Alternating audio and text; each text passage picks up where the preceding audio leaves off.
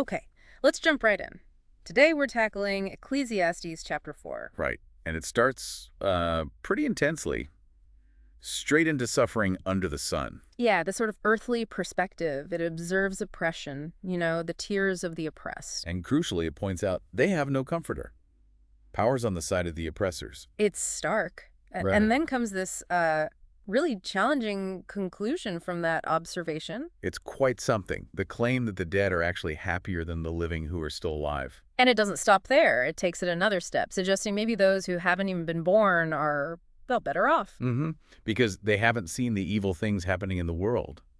It's a really confronting thought about existence itself. So if life can be that bad, what actually drives us? The source pivots, looks at work, achievement. And it suggests pretty bluntly that a lot of it comes from envy. Man's envy of his neighbor. And the verdict on that motivation. Meaningless, just a chasing after the wind, that familiar phrase. So you've got this deep suffering, maybe non-existence is preferable, and even our striving is potentially just empty envy. Sounds bleak. It does. But then it immediately offers a contrast. It's not saying do nothing. Right, because the fool who does nothing, folds his hands, it says he ruins himself. Exactly. So idleness isn't the answer either. Instead, it gives this piece of, let's say, earthly wisdom. Which is, Better one handful with tranquility than two handfuls with toil and chasing after the wind. so shifting the focus from how much you get to how you get it, peace over frantic effort. Precisely. It values peace, tranquility, over just sheer accumulation driven by toil. And to really drive that point home, there's that example of the solitary person. Right. Yeah, the man who's alone. He might be wealthy, works endlessly, no dependence even. But there's no contentment, and the source asks, for whom am I toiling? Why deprive myself of enjoyment? And labels that whole scenario meaningless, a miserable business. It really questions the point of solitary effort if there's no connection, no shared joy. It's a powerful critique. But then, right after that low point, there's a major shift, isn't there? A really sharp turn from the failure of being alone to a strong positive statement. Two are better than one. Yes, that's the core counter-argument. It gets very practical here. It lists the benefits, doesn't it? Like a better return for your work together. Right. And if one falls, the other can help them up. Simple, practical support. Mutual warmth.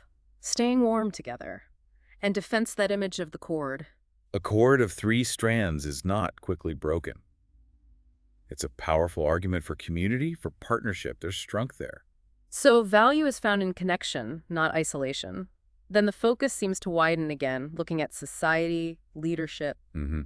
It observed the cycles of power, contrasting like a poor but wise youth with an old, foolish king who won't take advice anymore. And this youth might rise up, even from, say, prison, to become king. And initially, everyone supports him.